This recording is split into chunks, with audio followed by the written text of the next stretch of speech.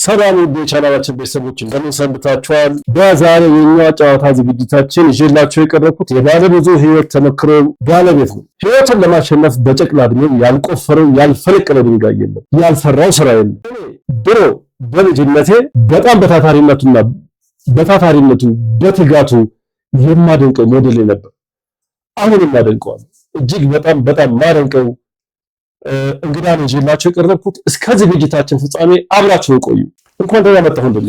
እንኳን ደህና ቆየህ ፍጹም። እንግዳዬ አድርጌ ስላቀረብኩ እጅግ በጣም ደስተኛ ነኝ። ጥሬንም ስለተቀበልክ በጣም ነው የማመሰግነው። እኔም በጣም አመሰግናለሁ በእውነት። እንግዲህ ወደ ጨዋታችን ወደ ዝርዝር ጉዳዩ ከመግባታችን በፊት አሁን ሰሞኑን 6 ኪሎ አካባቢ አንድ የምትናፈስ ነገር አለችና ሰማሁኝ።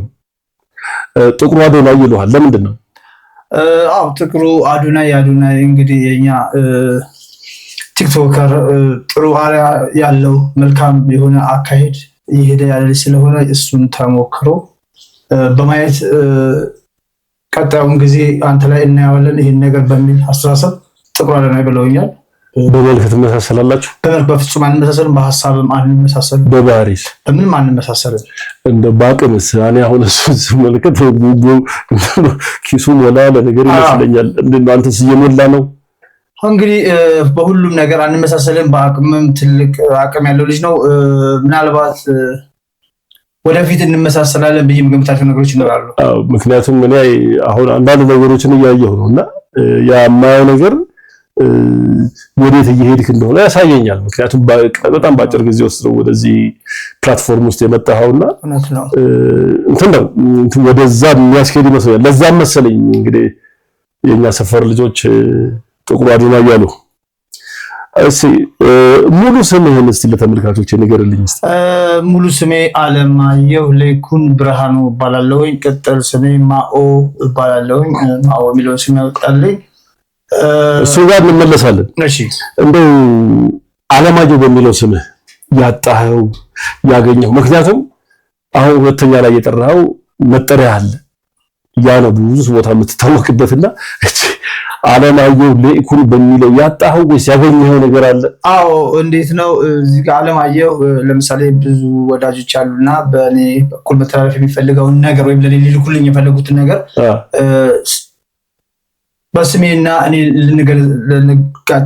ልንግባባላቸው አይችልም እና አለማየሁ ነው የሚለው በማለት በተደጋጋሚ ደውሉ። አዎ አለማየሁ ነው የሚለው በሰው ነው የምታስልከው እንዴ እስከማለት ድረስ። ምክንያቱም እቺ ነው የኩላይ መሰለ በአንድ ወቅት አጠገቤ የሆነ ሰው አካውንትህን ላክልኛለህ እና አይ ቲንክ ቆየ ብድር ሊመልስልህ መሰለኝና ላክልኛለህ እና ያንን ብድር ለመመለስ ሰውየው ቁጥርህን ወሰደ ላክለት እና ልክ ስትልክለት ወዲያው ደንግጦ መልሶ ደወለልኝ። ለሰው ነው እንደምታስልከኝ እንዴ ምን ማለት ነው ማው ምናምን ሲል እኔ አቦታው አይደለም እኔ ነኝ ምናምን ስትል ነበርና ምንድነው ይሄ?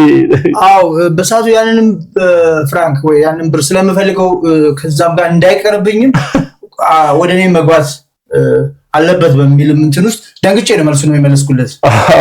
እኔሽም ስለማስታውስ ደንግጬ ነው፣ ምክንያቱም ከቀረ አስቸጋሪ ሆነብኛል ብዬ በማሰብ እና በጣም ትንትለኛል። ጠቅሞሃል አለማየሁ ወይስ ጎርቷል?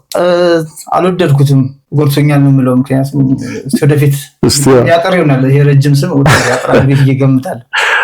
እንግዲህ ተመልካቾቻችን አለማየሁ ለይኩን በሚባል ስሙ የሚታወቀው የዛሬው ጥቁሩ አዶናይ እንግዲህ ሌላ ስምም አለ 6 ኪሎ አካባቢ። አሁን አለማየሁ ብላችሁ ብትጠሩ ማንም ሰው በዛ ስሙ ሊጠራላችሁ አይችልም። ወይ ደግሞ ሌላ ሰው ጋር የሚወስዷችሁ አለማየሁ የሚባል ሰው ሌላ አለ፣ እሱ ጋር የሚወስዷችሁ። ከዛ በተረፈ ግን ማኦ ትባላለህ።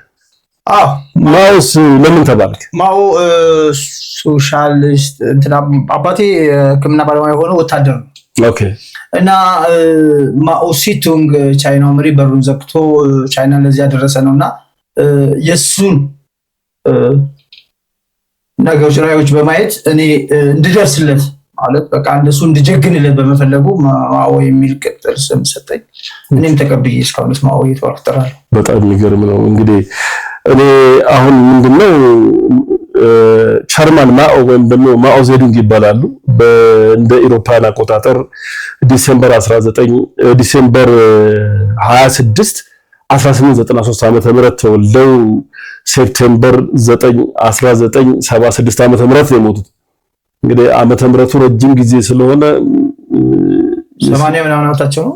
እሳቸው ሲሞቱ በ82 ዓመታቸው ነው የሞቱት። አዎ ትልቅ ሰው ናቸው። ቻይና ለዚህ ከዛሬ 50 ዓመት በፊት ነው ያረፉት። አዎ ያው እንትኑ ሲወርድ ሲዋረድ ይመጣ ይወርደ ለምሳሌ አንተ ገድል እየተዋረደ ሲም ስለሚመጣ ያንን የያዘ ሰው ለአንተ ስም ይወጣልሃል። ምክንያቱም ለምሳሌ አሁን ጥቁር አዶናይ ብለዋል። አሁን ሪሰንትሊ ያለው ተጽዕኖ ፈጣሪው እሱ ስለሆነ ጥቁር አዶናይ ተብለሃል። ድሮ ጊዜ ደግሞ ማኦ ተብለሃል። አሁን ደግሞ ሌላ ተጽዕኖ ፈጣሪ ከመጣበሱ እንድትጠራ ነው ማለት ነው ወይስ የራስ ወጥ የሆነ ነገር ሊኖር ይገባል ብዬ ስለማስብ የራሴ ወጥ የሆነ ነገር ወደፊት ይኖረኛል። ውስጥ እንግዲህ ድስቶር ቢፈጅብኝ ነው የራሴ ወጥ የሆነ ነገር ለማምጣት ታርጌት አድርገህ በ6 ወር ትጨርሳለህ። በጣም ደስ ይላል። ማክሲመም ነው። ያንተ ማንነት የት ይጀምራል? 6 ኪሎ አደባባይ ወይም ጃን ሜዳ በሚል አካባቢ ተወልጄ 6 ኪሎ አካባቢ ነው ያደኩት።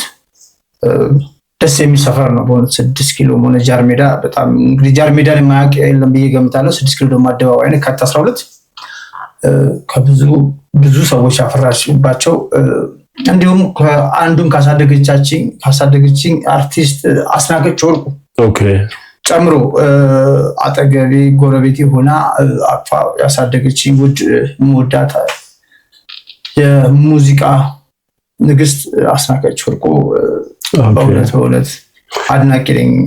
እናቴም ናት። አሳድግሃለች። አንቺ ነው አንቱ አትባልም በፍጹም። ስራው ካላት ስራ በጣም አስናቀች ወርቁን የሚያውቅ ሁሉ በጣም አድናቂዋ እንደሚሆን እርግጠኛ ነኝ። እንግዲህ ምንድነው እዚች ጋር ያንተ ማንነት የት ይጀምራል ያልኩህ ምንድነው መሰለህ? እንግዲህ የኔ ታላላቆችን ከኔ በፊት የነበሩ ከኔ በኋላ አንተ ማለት እንግዲህ ኤኒ ገቢ ነው። አሁን ለምሳሌ በካርታ ምን ይሉታል ኤኒ ገቢ ነው ምናምን የሚባል ጨዋታም አለ። እኔ እንኳን ብዙም አይደለሁም ካርታ ላይ ግን ኤኒ ገቢ ነበርኩኝ እና አንተ በዛኛም ዘመን ማኦ ትታወቃለህ፣ በኔም ዘመን ያሉ ሰዎች ማኦ ትታወቃለህ፣ አሁን ደግሞ ከኛ በታች ያሉትም አብረህ ትታወቃለህ እና ማንነትህ ያንተ የሚጀምረው 6 ኪሎ ላይ ነው እና 6 ኪሎ ላይ እንዳንተ ዝነኛ ያለ አይመስለኝም። እውነት ነው። ምን አለ መሰለህ ብዙ የኔ ጸባይ አስቸጋሪ አይደለም፣ ለስለስ ያለ ነው። ጨዋታ አዋቂ ነኝ። ከብዙ ሰው ጋር መኖር እችላለሁ፣ ከማንም ሰው ጋር መኖር እችላለሁ። ከክፍለ ሀገር ቢመጣ ከውጭ ሀገር ቢመጣ ሀገር ውስጥ ቢቀመጥ ጎረቤትም ቢሆን ምንም አብሮ አደግም ቢሆን ሁሉንም መጫወት እችላለሁኝና ትልቅም ትንሽም ቢሆን በራሱ በሚችለው አቅሙ መጫወት እችላለሁ። ስለዛም አብሬያቸው መኖር እችላለሁ የሚል ግምት ነው ያለኝ።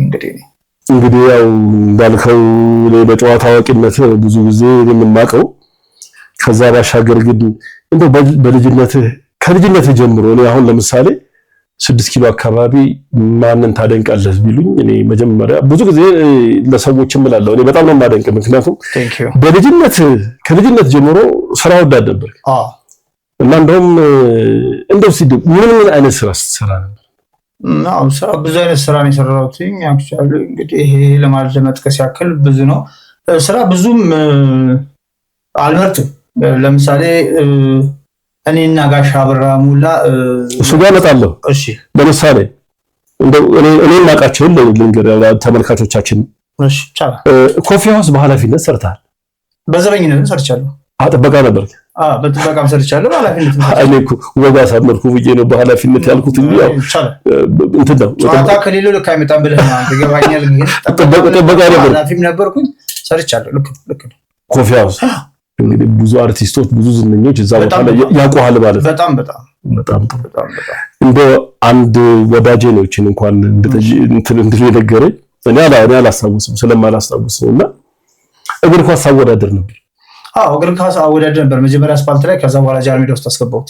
ግን ምንድነው መሰለህ በበረኪና ዋንጫ ነበር አሉ። ዋንጫው መጀመሪያ ሲጀምር በበረኪና ሸክላ የሚባል ዋንጫ አለ።